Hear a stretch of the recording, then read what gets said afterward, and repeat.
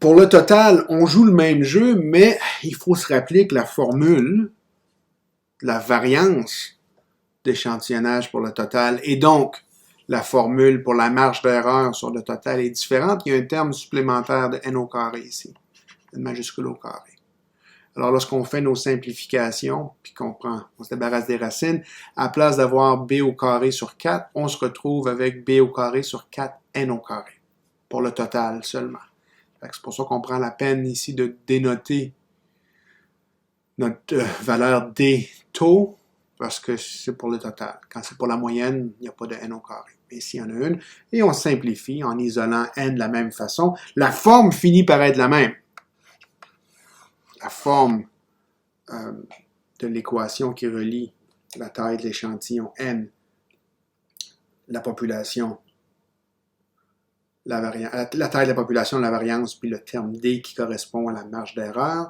La seule différence, c'est que quand on calcule ce terme d-là, il faut garder en tête qu'il y a une forme différente.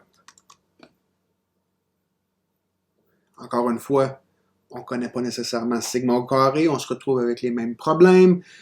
Peut-être qu'on va se servir d'une étude préalable. Par exemple, l'étude préalable dans cet exemple-ci, on avait une population de taille 37 444. On avait au préalable donné une estimée pour le total de la variable réponse. On avait utilisé un écart type, un échantillon de taille 132, puis on avait trouvé un écart type empirique de 16,35. Maintenant, on fait le sondage une deuxième fois, une nouvelle fois. On cherche à déterminer la taille de l'échantillon qui va nous permettre d'estimer le total de réponse qui nous intéresse avec une marge d'erreur d'au plus 10 000. Et on va se servir de l'écart type du premier sondage pour être notre approximation de l'écart type de la population.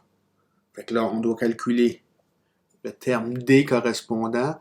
On se retrouve avec sigma ici, le sigma du premier sondage, au carré, divisé par 4 fois la taille de la population au carré. C'est ça la différence ici. Il faut se servir de la taille de la population pour le total. On a un chiffre 0,018. C'est la valeur de notre coefficient D. Et là, tout ce qu'on fait, c'est qu'on remplace tous les chiffres.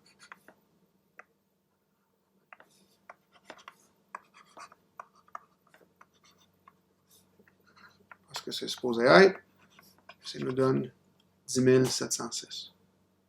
Alors, il faudrait un assez gros échantillon. Le taux d'échantillonnage serait à peu près un quart.